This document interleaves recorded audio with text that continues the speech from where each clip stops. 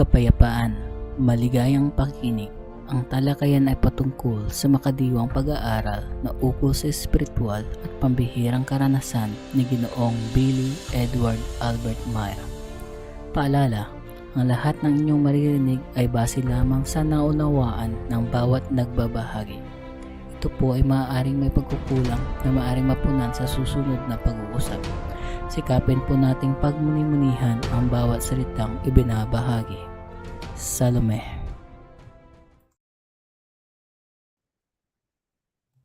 Hello, welcome everybody. Salome. This is Renz and welcome to our episode 2. Kasama ko ngayon ang ating kaibigang si Richie from UAE. Hello Richie, kumusta ka? Yes, magandang umaga at gabi at hapon sa iyo, Renz. Assalamualaikum from all the way dito sa Gitang Silangan from United Arab Emirates. Ito si Richie. Welcome too. Greetings from down under New Zealand. It's 6:08 in the morning.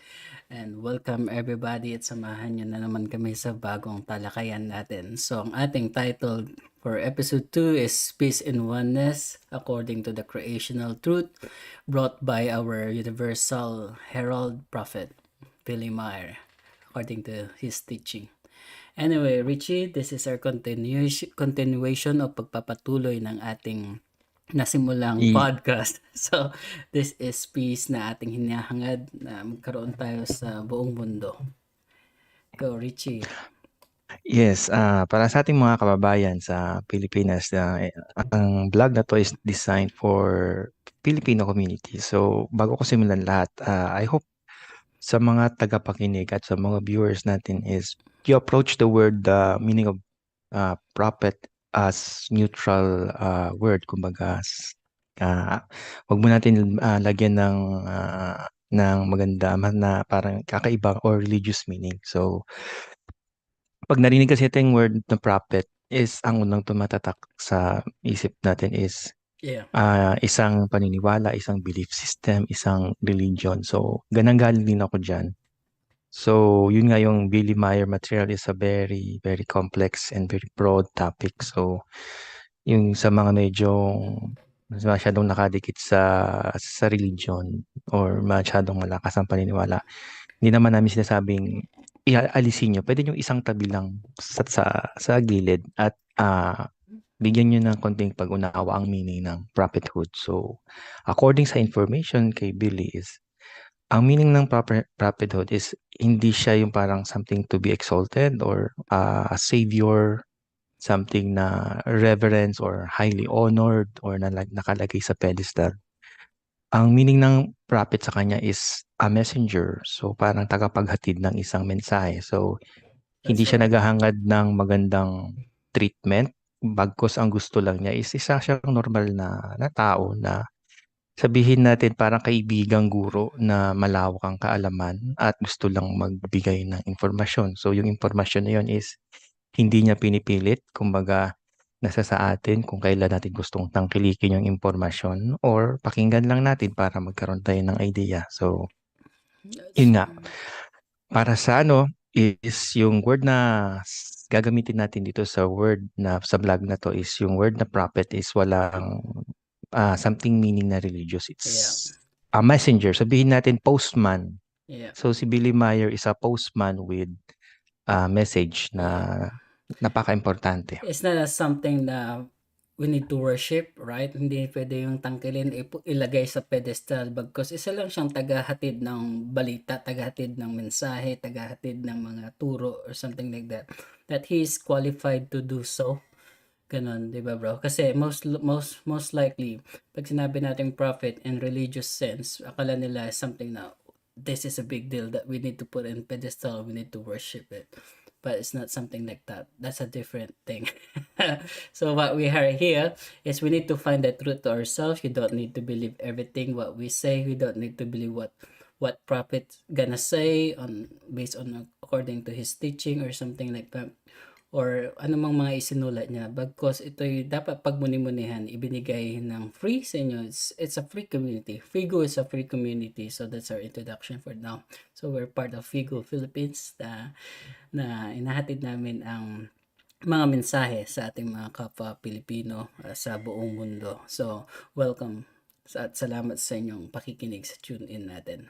Alright, Richie, I think umpisan natin ulit yung peace. So, it's very important for us. Our title is Peace in Oneness o pakikiisa ng buong sanlibutan, hindi lang sa sanlibutan but buong universo kung paano tayo iisa as a creation, iisa bilang isang nilalang, iisa bilang isang enerhiya o isang bundle of energy that exists in the realm of creation o sa pagkabuo o pagkagawa ng lahat sa buong sunshine of so and peace is very important in our existence. Yeah, go Richie. Okay. Sige, isi-share ko sa screen ko ang isang Yeah. okay, Yeah. naka-disable pa ako. Okay. Habang hinihintay natin si Richie, so hello, just comment on the sa ating YouTube channel if you have question or something like that. So, yeah. So, makikita nyo ang meaning ng peace symbol. So, galing to sa website ng dayfly.com. So, isa din siyang tagapagtangkilik sa mga impormasyon ni Billy. So, simulan natin yung peace symbol. So, gaya nung last episode is para makita nyo yung talagang meaning niya is babasahin namin sa inyo. So, ito yung meaning ng peace symbol. So, meron siyang phrases na pag gusto nyo makipag-participate sa global peace effort na meron siyang schedule is pwede kayong pumunta sa website nito, dayfly.com or kay Billy Meyer website. Pwede nyo itingnan sa link namin sa baba. Ilalagay lang Sa namin para descriptions, yeah. mag-participate. Yep. So, itong word na to is an old Illyrian language. So, ang pinakamalapit na ano sa kanya dito sa ano natin is yung German. So, dati ginagamit to ng mga natives dito sa atin. So, ang meaning nito is pagbabanggitin ko Salome, Gamnan, Ben-Urda, Ganiber, Asala, Hesperona. So, in translation sa English is peace be on earth and among all creatures. So, hinachant ito with the intent of bringing peace. So, ang nasa mind ng tao is itong symbol and at the same time ang pagbigkas nito. So, Yes, absolutely. I think meron okay. tayong scheduled ngayon. Yep. Yep. It's a universal time siya sa buong mundo. So there's a 2 month every month peace meditation na ginaganap ang FIGU community na everyone are free to participate. So we just link the description in the description below kung basahin Yep. natin at just link kung anong oras na suit sa inyo. So this is sending our frequency or vibration na pwede nating na hinahangad lang natin ang kapayapaan sa mundo at sa buong nilalang. So it's like Yep. chanting peace, something like that. Now we're going to put into the earth consciousness block and yeah, to bring peace. Yeah, because that it's very important right now na kailangan natin gawin ito o hindi naman 'to pinipilit but it's very important to do this kasi hindi lang naman tayo ang nagpa-participate nito but also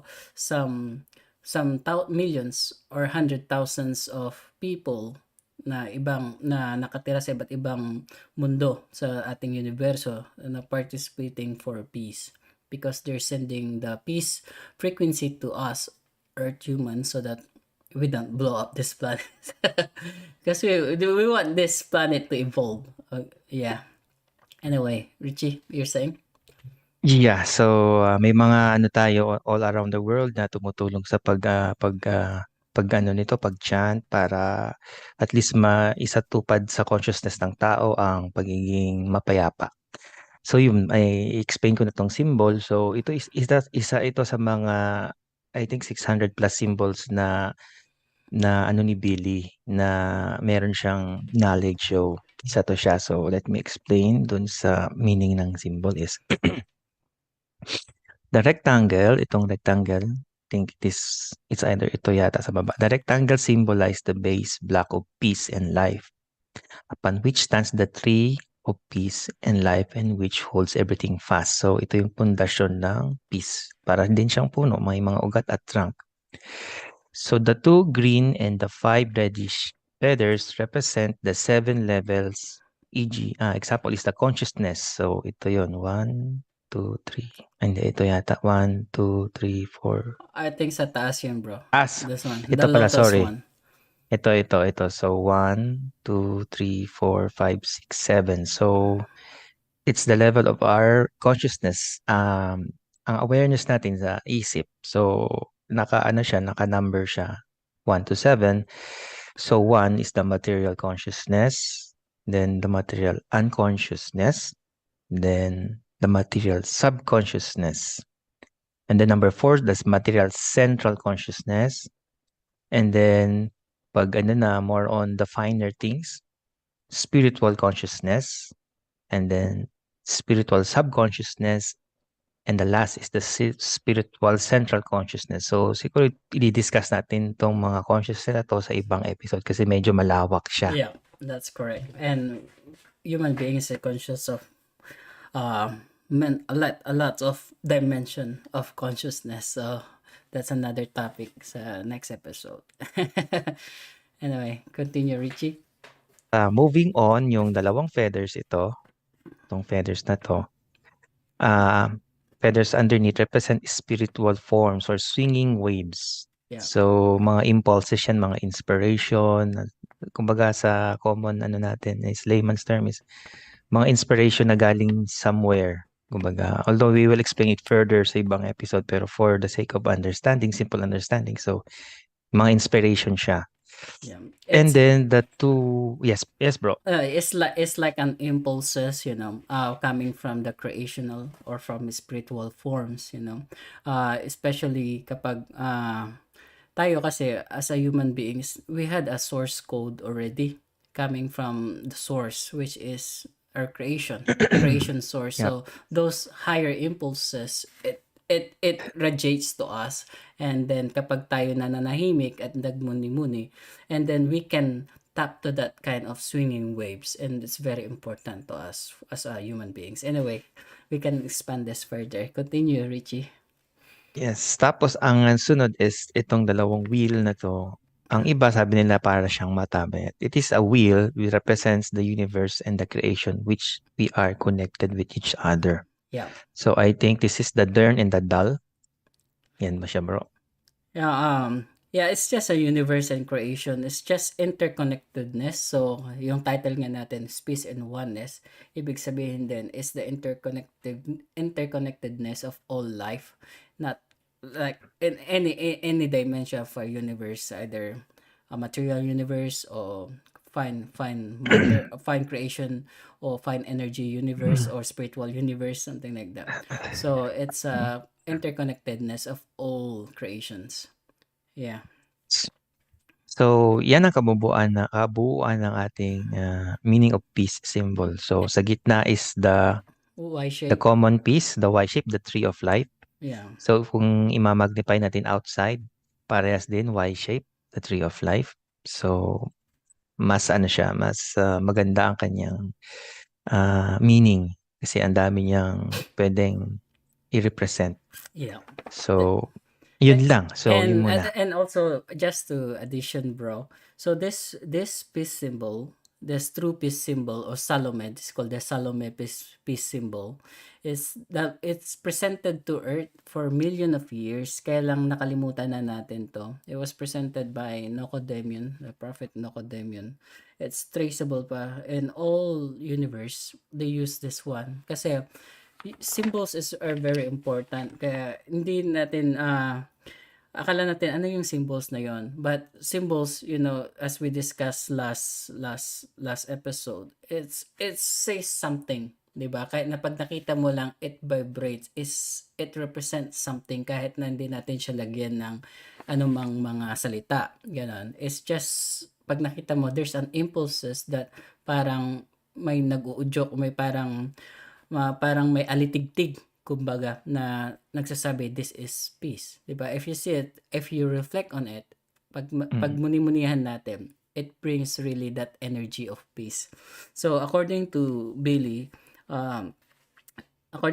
sabi niya dito, symbols are means of assistance to the human being in order to allow him or her to recall forgotten thoughts, laws, recognitions, and principles via the means of association into his or her memory, without needing long Yep. sentences of explanation to do so.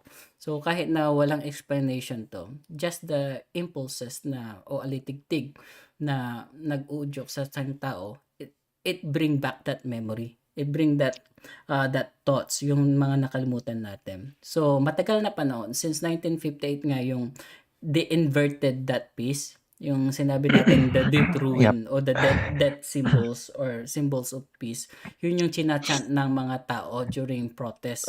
Even panahon yung John Lennon 50s, the Beatles, they say, oh, we are saying give peace a chance. They're chanting that thing, give peace a chance, but they are waving the symbol of death or symbol of death or symbol of war or something like that. So even now, the subconscious of the human beings, even they chant peace, but their subconscious nila, nakikita nila yung ganitong peace symbols na pabaliktad.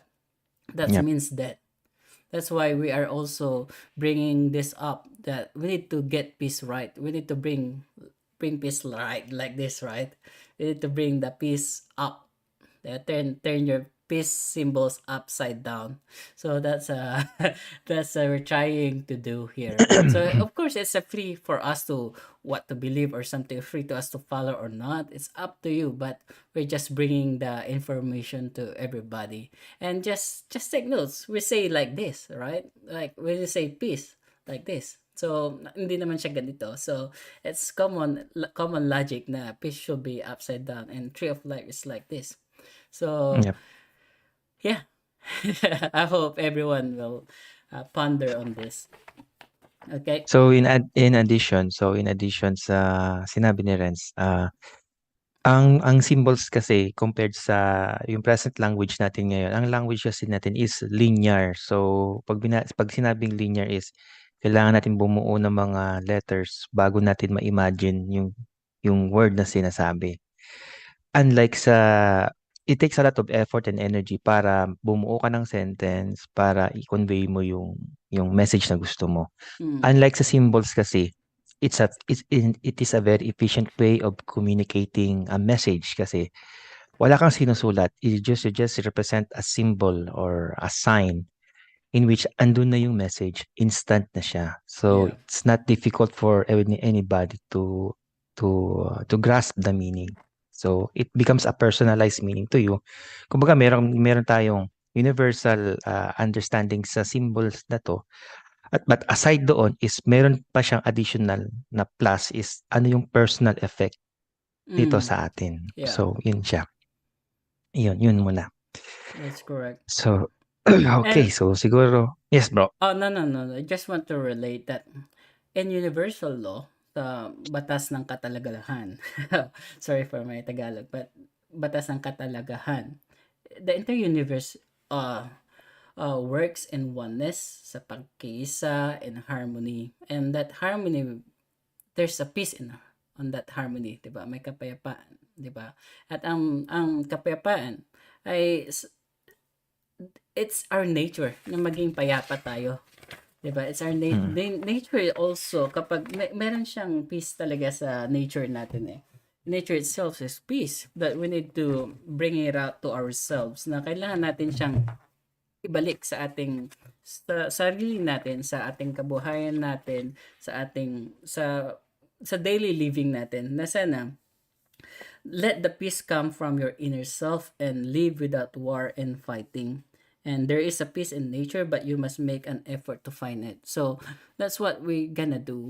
Peace is not something that we need to wait na magkakaroon ng peace. No, it's something that you need to make, 'di ba? For me, something that you need to make. You need to put an action, 'di ba?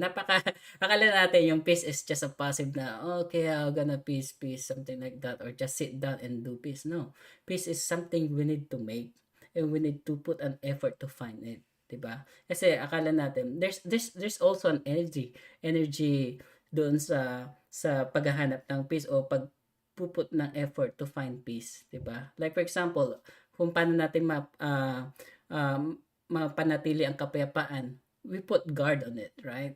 We Yep. don't need to quarrel or something, like we don't need to do something, or else just put guard on it. Let's put an effort, 'di ba?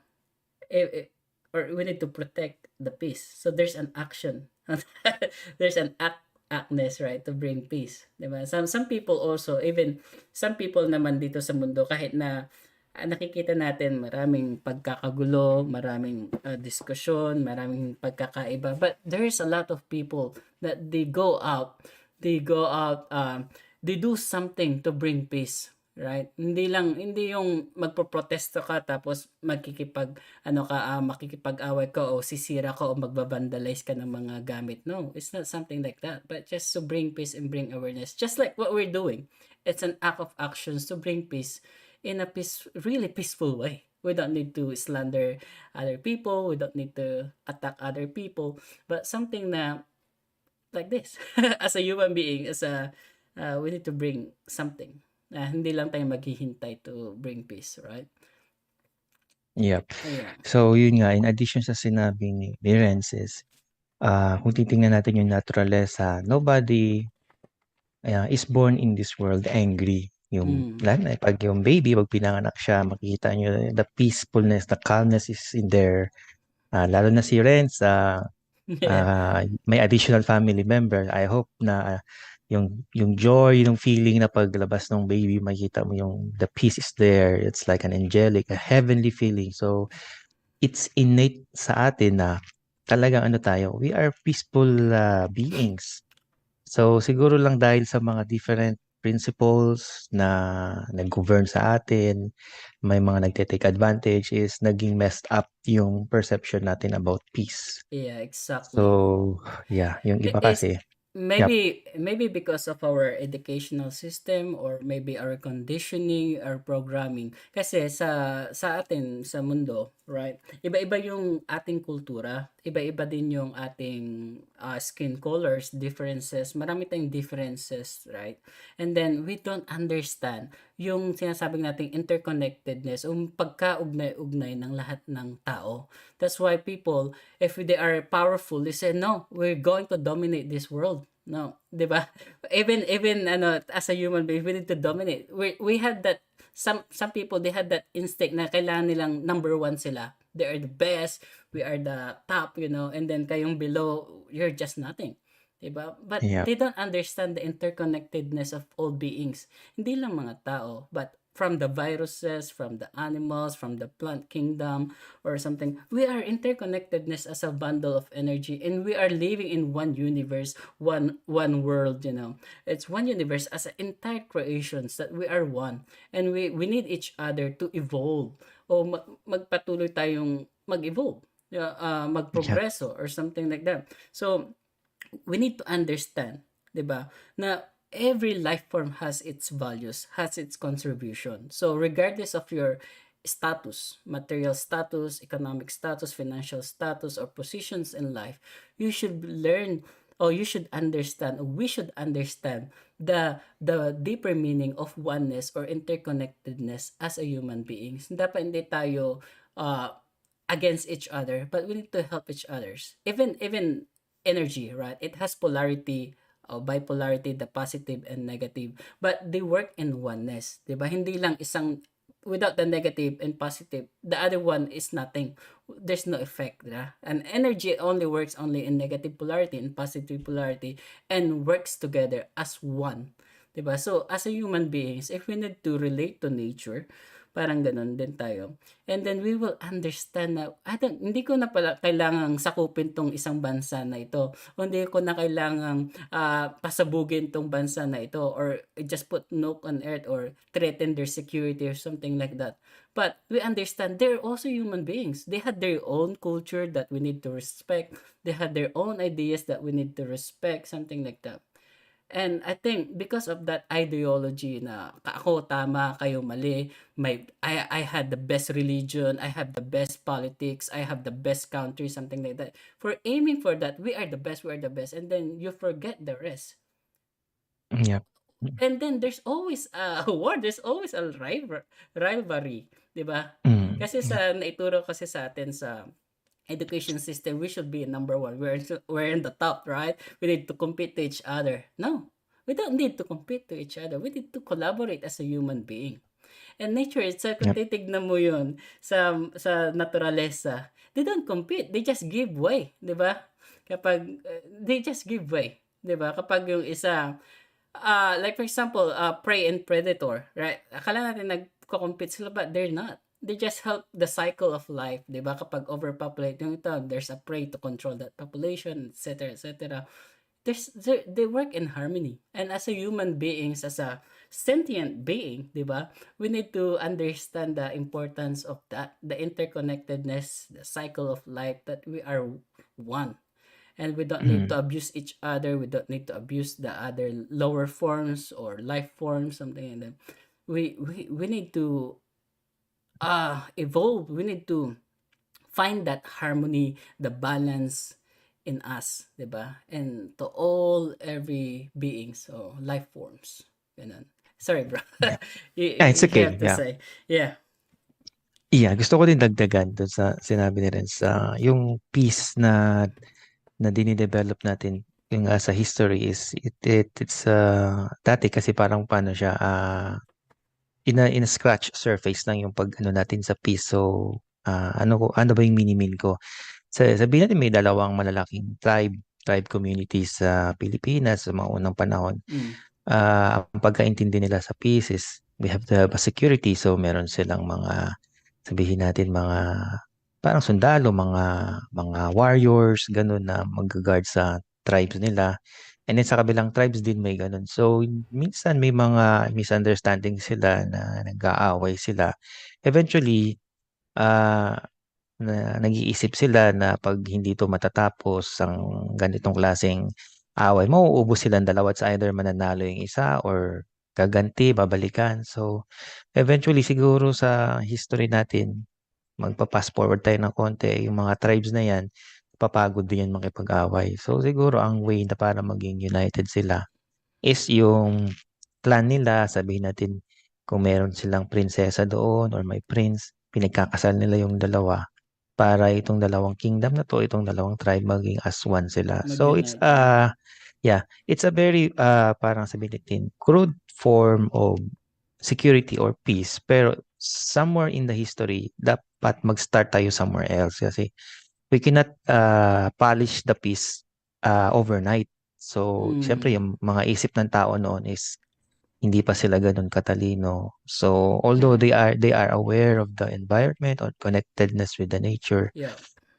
meron din mga threats na kailangan din nilang harapin kasi hindi din yan na yung mga normal threats na pang-araw-araw na na-encounter sa buhay. So they have to really defend themselves. So doon nila maintindihan ano ba yung peace. So yung iba, ang peace is for their security and for their defensive purposes. So yun yung sa mga panahon ng mga tribes natin, mga ninuno natin. So eventually nung naging malaki na yung mga kingdom nila, ganyan-ganyan, nagkaroon na ng security, may time na ngayon silang mag-ponder, mag-reflect kung ano ba talaga ang meaning ng peace. Aside Yeah. pa dito sa security na sinasabi nila kasi human beings are curious beings. So parang pag sinabing ito lang ba ang sinasabing peace, security lang pagpapakasal ng dalawang tribe or there's another. So nagiging philosophical na sila ngayon. They are digging deeper to the true meaning of peace. So ngayon, yung peace is hindi lang pala sa mga tribal na nagpapakasal. It has to be sa sarili din natin.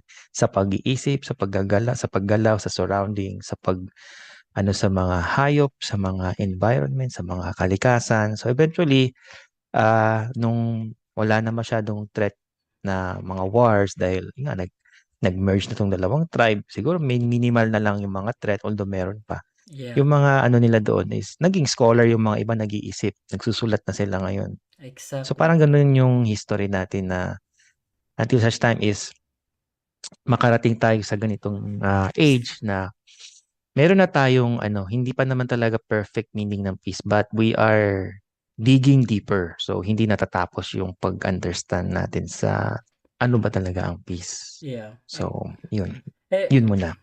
napakaganda yung sinabi mo. Kasi kapag meron tayong kapayapaan, there's peace in community. Di ba, yung explain mo about tribal. Kapag nagkaroon ng peace, they can think to unite and then they become progressive.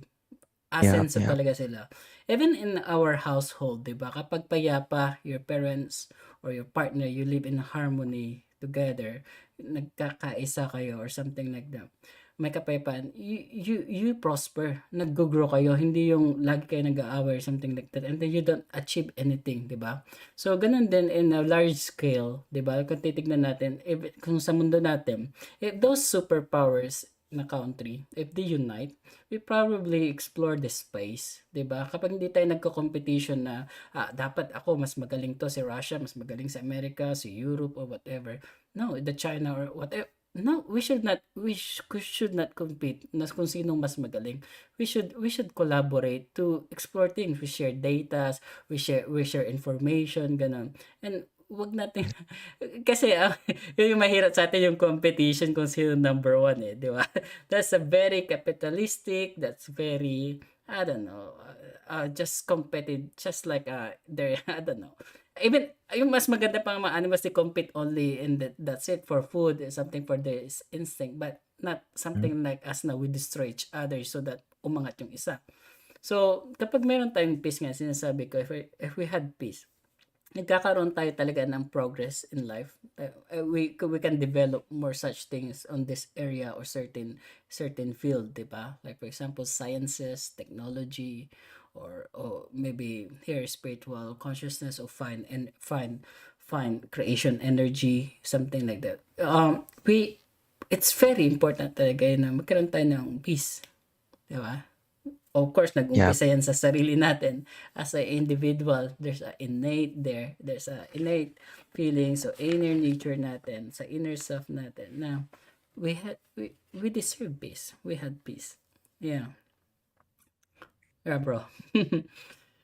So, yun Okay. na nga, yung peace na yan is, it, talagang kailangan natin i-maintain. Kumbaga, pag naabot na natin yan, we should not let our guards off kasi Mm-hmm. peace has to be worked continuously. Yeah. Hindi siya yung parang pag nandyan na, okay, hayaan na natin. Para siyang balance na kailangan lagi mo siyang i-preserve, i-protect kasi very fragile yung peace kasi pagka hindi mo siya inalagaan Yeah. That's correct. and then something happens. So, yun nga, parang hindi lang isang taong affected. Yan, kumbaga, it can affect everybody. Pwedeng bansa, pwedeng community, or pwedeng kalikasan. So, it's connected to almost Yeah. anything and everybody. Yeah, Yeah. it's an effort, sinabi nga natin kanina, it's an effort to preserve it, or to maintain it. There's an action there. 'Di ba? Hindi lang yung hinaya natin passive lang tayo, oh, peace, peace, peace. No, there's an action there. Like, for example, sa ating pang-araw-araw na buhay, 'di ba? Sa nagwo-work tayo, nagtatrabaho tayo, busy tayo. So, maraming mga pumapasok sa isip natin, naguguluhan tayo, nagugulumilahan tayo sa mga problema, something like that. And then all of a sudden, we just outburst, 'di ba? Nagagalit tayo, hindi natin alam kung ano yung rason. Of course, there's everything affects in our unconsciousness and subconsciousness. Okay, that's another topic. But what I'm saying is, we need to maintain the peace. That's why it's very important for each and individual na hanapin nila yung kapayapaan kahit ilang 5 minuto lang, 'di ba? If Mm. they're in trouble, they need to take a deep breath, parang hinga sila, stop, mag-pause muna sila, mag-stop, magmuni-muni ng sandali. We need that kind of maintenance. We need that kind of balance, 'di ba? Kasi if you're not tranquil, sabi niya, or hindi ka payapa, hindi ka tranquil or something like that. You, magulo eh, mahirap eh. Yeah, Yeah. hindi mo parang mahirap mong i-face yung pang-araw-araw mong challenges, gano'n. Kasi maybe kapag 'di ka kasi payapa sa mga decision mo, you are prone to errors. Malapit ka sa pagkakamali, 'di ba? Kung Mm, ikaw yep. ay payapa, ikaw ay, tahimik, gano'n, nakakapag-isip ka ng tama, and then you come up with a better result, better decisions, gano'n. And then I think most of people, dahil nga sa pang-araw-araw, they want siguro mag-advantage sa society, 'di ba? Gusto nung kumita ng maraming pera or something like, and they just forgot na mag-meditate o to find that maintenance to themselves, 'di ba? Na magkaroon sila ng kahit ilang minuto man lang ng pananahimik o pagmuni-muni, na bigyan ng daan ang kapayapaan sa kanilang sarili. Kasi ourself, kapag nahanap natin yung kapayapaan sa ating sarili, napakaganda yung epekto niyan sa paligid mo. Hindi lang sa pamilya mo, maybe sa coworker mo, sa buong mundo, 'di ba? If the leaders, not only leaders of country, but leaders in society or leaders in your family or something like that, if they know how to hold that peace and maintain that peace to their environment, to their family, to their society, and then that society, that environment are so progressive. Ganun. Yep. And if you're gonna bring that out to the large scale sa buong mundo or big countries, it's very, very progressive kapag na-maintain natin yung balance or inner peace sa ating sarili. Mm. Eto bro, may pumasok lang din sa isip ko Yeah. para sa mga viewers natin baka pumasok yung impulses nila, mga tanong nila. May pumasok sa akin na what's the difference sa peacekeeper and the peaceful followers or the peaceful person? So siguro magandang Yeah. i-dissect kaya natin yung dalawa kasi na-remember ko is yung mga peacekeepers, parang sila yung nag-i-enforce ng peace. So siguro pag tiningnan natin is bakit sila may mga sandata? Pwedeng ang sandata, pwedeng maging firearm. Pwedeng maging sandata is mga batas. Pwedeng Mm. mga batuta. So, yung mga peaceful person or peace followers is pwedeng yung taong nagpa-follow sa principle ng peace, yung sumusunod sa prinsipyo, sa orderly. So, ang ano dyan is, pag may armas ba ang isang tao, ah, ano na ba siya? Is considered ba siya na ah, anti-peace siya, pro-violence siya, or peacekeeper siya? What is the borderline siguro Yeah. para ma-explain natin sa mga viewers natin na kasi may mga tanong siguro sila sa isip nila na No. We don't need ah, to defend ourselves. Yung mga ganun, di ba? Hayaan na lang natin ba? No, no. We're not saying this na we're being pacifier or something like that, na parang passive lang tayo na let the attackers or invaders attack us. We don't need to yeah, protect ourselves. No, no. We're not saying that. But each and individual had the right to defend itself. It's only for defending, di ba? Peace. Like, it's good if we had the peace troopers in the world, di ba? Yung totoong peace troopers, hindi lang not protect the one interest of a country, but interest of every culture, every society, di ba? Maliit man yun o malaki. And according, of course, it should be aligned with nature, aligned with the creational laws, di ba? Na kailangan is hindi tayo masyadong oppressive, dapat defensive lang tayo. We need to protect ourselves. We need to, like for example, if we need to use some weapons, it should be either we can put on stun mode, na pwede mo lang siyang i-stun, na hindi sila masasaktan na talaga, pero they just stun, and then maybe unconscious sila or something like that, so that you can protect other people, na hindi sila masaktan, yung maprotektahan mo yung ibang tao, but not such a way na ginagawa dito sa mundo na very brutal, they kill, they torture or something like that. No, we don't need to do that, but it's just a protection, di ba? We need to protect ourselves, right? So yep, something like that, na na it's very important sa atin. Hmm. yep.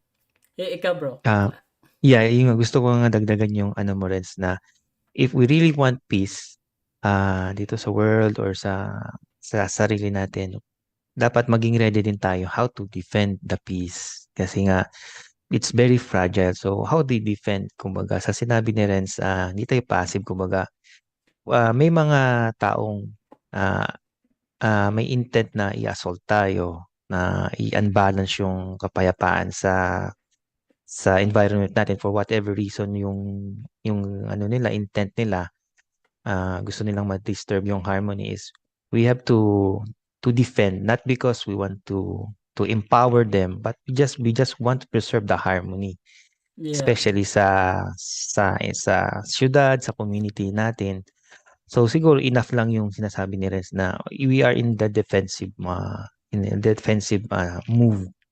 We don't yeah, attack, but we are in a defensive move. Kasi if you are attacking, it's parang wala ka ng peace sa sarili mo, parang gusto mo ng violence eh. Parang yeah, you want to inflict pain if you want to attack. Pero pag ano ka, pag peacekeeper ka, tapos follower peace ka, may boundary ka, parang para ka lang wall na itong wall na to, this is the limit, parang nobody comes in, parang wala akong papapasukin na may intention na harm. yeah. So dito lang, ganito lang, ito lang yung ano ko, footstool ko, parang ganun. Exactly. And it's very important na malaman natin 'yon o matutunan natin, 'di ba? Hindi lang yung for example may nagpunta kayo sa forest tapos mayroong bear na nag-a-attack sa'yo, 'di ba? What you gonna do? 'Di ba? Either you gonna Yeah. run or you just going, hindi kasi peaceful ako, hindi ko pwedeng saktan yung bear na yun. No, you should defend yourself. Pag, oh, I love you, bear, ihag mo ba siya? Yeah. No, Yeah. you need to, not to attack, but you need to defend yourself. Pwede kang umalis, pwede mong i-issue siya, alisin mo siya, o sigawan mo, o na, umalis ka, or, I mean, if necessary, you need to shoot the bear. But Yeah. not intentionally to kill it, 'di ba? Or just to stun it. Stun mo lang. Ganun din sa mga invaders sa atin. If necessarily na kaya mo namang stun siya or ikulong siya or itali siya, if you can do that, then do it. But Yeah. don't intend to kill or don't intend to torture people. Kasi we should evolve that barbaric mindset na, oh, kailan natin pumatay para magkaroon ng peace. No, you don't need to do that. 'Di ba? Yeah. There's a lot of way. Exile, stun mo siya, ikulong mo lang siya, or maybe attack it on the foot para hindi siya makatakbo or something like that, 'di ba? Well, anyway, Yeah. that's another topic about death and torture, etc. in the next episode. But we're saying is we need to preserve peace. We need to take actions to maintain peace. We need to do something to maintain peace. So as a human beings, we Yep. need to do our part to maintain the peace. Yep. Of course, sa sarili muna natin, if we know how to maintain the peace sa sarili natin, madali na lang yan sa paligid natin, sa society, sa family, and everything. So that's very important na matutunan muna natin sa ating sarili. Yeah.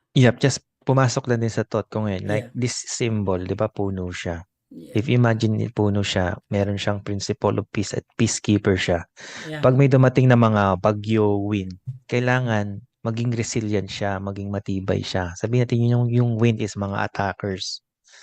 So hindi dapat siya yung parang passive lang na pag dumaan yung malakas na bagyo, tumba na siya. So hindi Mm. niya na-maintain yung peace.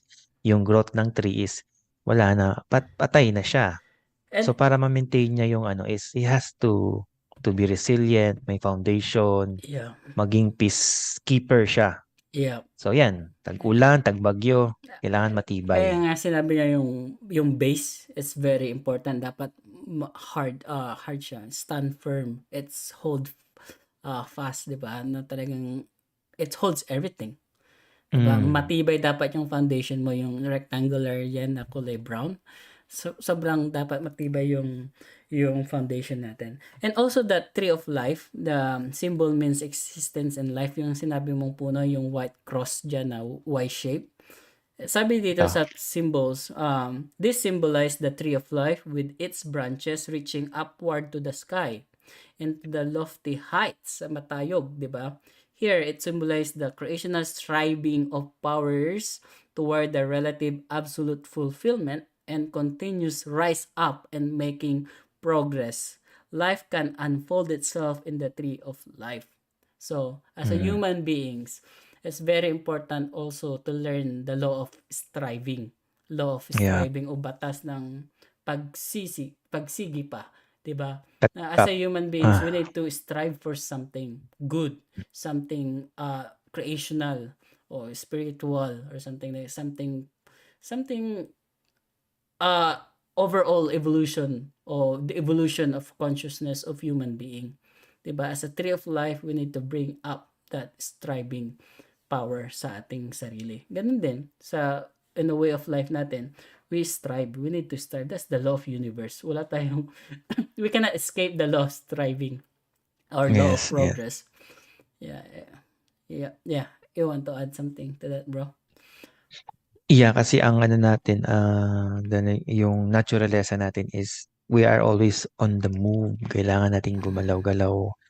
Kahit na yung mga puno na yan na parang mukhang stationary at talagang ano yan, nag-grow sila. They are trying to reach the sky. The same sa mga animals. Kung titingnan nyo yung paligid nyo, lahat is in motion kasi gusto nila ng development. Pag hindi tayo gumalaw, nasa isang tabi lang tayo, di ba? Kahit doktor na yung nagsasabi, kakaroon ka ng sakit sa katawan, pag hindi mo ginalaw-galaw. So, kailangan talaga ng Mhm. katawan ng tao is designed to move. It's designed to go around. So, anong ibig sabihin nun? Progress, kailangan niya ng laging may movement, may development. Kasi Yeah. kung stagnant, stand still tayo, maggagaya, ang nature ganun din, mag-stand still din ako, gagayahin ko si tao. Eh di, walang mangyari. Eventually, mamamatay tayo. Kasi si nature, hindi siya nag-stop. Always on the go siya. Ang tao lang yata gustong mag-stop. Yeah. I mean, it's in law of nature, honestly, there's no stagnation. Everything moves. Energy moves, diba? Even sa period of death or dying, there's always a movement. There's always an evolution. There's always a striving, diba? Na hindi talaga natatapos. But we need to reflect on that. As a human being, we should continuously evolve, diba?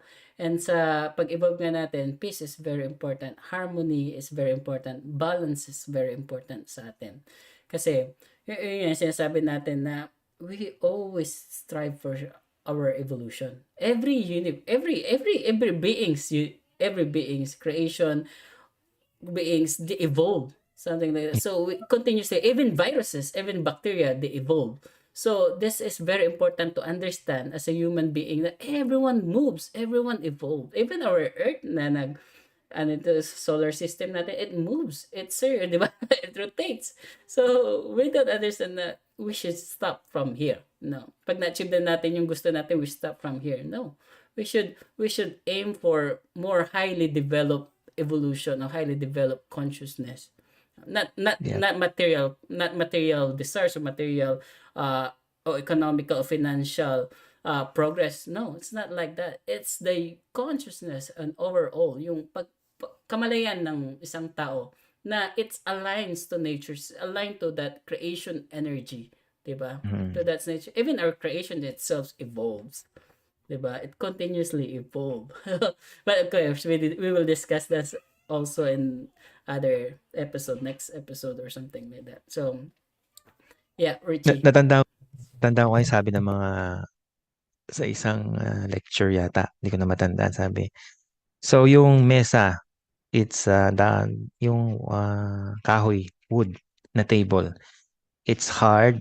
Nakikita natin na it's stationary. Akala natin hindi gumagalaw. Pero if you look at it, tingnan nyo yung pinaka smallest unit niyan.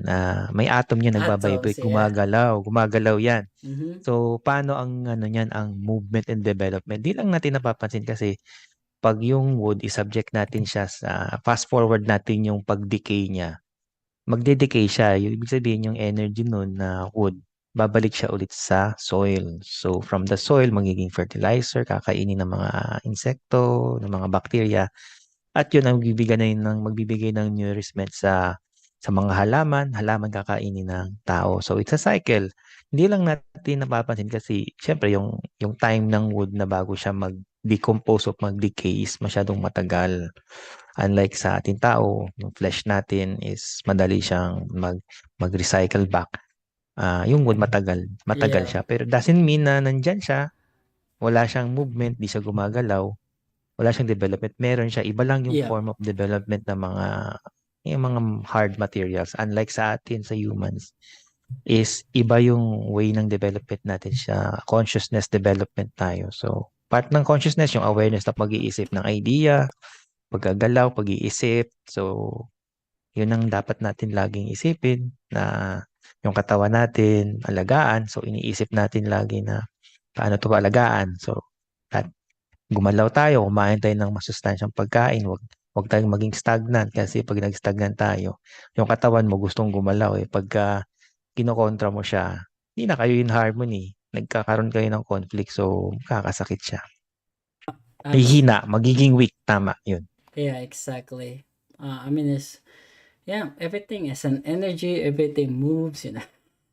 You need to understand that. So I think that's the end of it. So I think the final message to our listeners, Richie. So always follow us on YouTube, like our YouTube channel, and then visit our website on the description below, figoph.org. So Mhm. just visit that. We had a meeting every Friday, 8 p.m. Manila time. So those interested to learn or study the creational energy teaching that presented by the Prophet Harold Billimar according to his informations and books. Ganun. So you can visit that in our website, or we can visit that to the all website link in the description Yeah. below. So siguro ang gusto ko lang sabihin na siguro put an effort, even a small effort. Mag-umpisa sa small effort to bring peace sa sarili muna natin, sa ating buhay. Ah, ayusin natin yung ating pang-araw-araw, 'di ba? The way of life natin. Na panatilihin ang kapayapaan. Anumang unos ang ating pinagdadaanan, anumang problema ang ating pinagdadaanan, 'wag nating kalimutan na peace is there. Peace is natural to us. So just bring that peace Yeah. na nasa sarili natin. Na panatilihin natin, pausbungin natin, pasibulin natin yung kapayapaan sa ating sarili. At wag, sabi nga, peace in oneness, interconnectedness of all human beings to all life. Ganun. So, we should avoid any form of war or fighting. Because everything can, maayos yan sa kapayapaan, sa base in harmony, ganun. We don't need any wars to fix all the differences natin. No, we don't need that, 'di ba? We Mm. just here to ano, kung matutunan lang natin nga yung tayo ay isa, Mm. magkaugnay, and then we will find peace to us and to all earth, to all human beings, and to among all creatures. Yeah, bro. Yeah. Your Yeah. final thoughts? Final thoughts ko yun, sa mga kabataan, alam kong lagi kayong naglalaro ng mga online games, yung mga wars, ganyan. So, kung meron kayong mga lolo o lola na buhay during World War II, kausapin niyo sila. Ano yung experience ng war? Talagang it's a very terrible thing na hindi ganun masarap tingnan kasi magulo siya, nagpapanik lahat ng tao. Akala lang natin na pag may konting conflict yung dalawang bansa, karamihan ng mga kabataan, sige, gera na, magbomba na, attack na natin, ganun.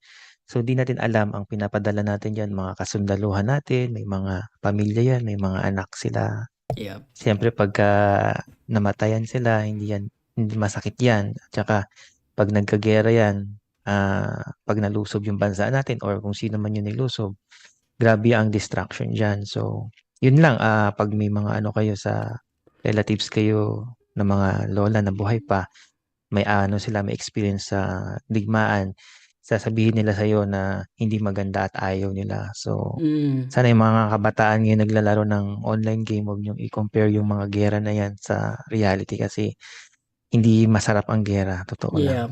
Also, yeah, because I'm a father, it's myself, 'di ba? So I just try to teach my kids na put an effort to bring peace sa sarili din nila, and not to destroy, respect every life, 'di ba? Sa war kasi, sa gera o mga sigalot na yan, akala na ng buhay ng tao ang naapektuhan. No, it's not only the life of human beings but also the life of other forms, the flora, the flora on fauna, the animal and plant kingdoms, all forms life. Kasi sa chain of life kapag for example pumutok ang nuclear war, what will happen? Everything affects the whole earth. Hindi lang the whole earth, even the universe. 'Di ba? Pag nag-blow up yung ating planeta, it ripple effect, there's a ripple effect to the whole creations. Hindi lang sa galaxy natin, the entire entire creation, 'di ba? Sa entire natin Milky Way galaxy and everything. So there's always an effect pag nawala yung isang planeta. So hopefully this one ay magkaroon ng kahit ng konting enlightenment sa bawat isa na we always preserve peace to ourselves and Yes. sa buong mundo at sa buong nilalang. So thank you to all our listeners, and thank you for you, Richie, also. And let's do this again. All right. Yeah, Salome, yeah, everybody. anytime. Salome. Salome, keep the Salome, peace. peace.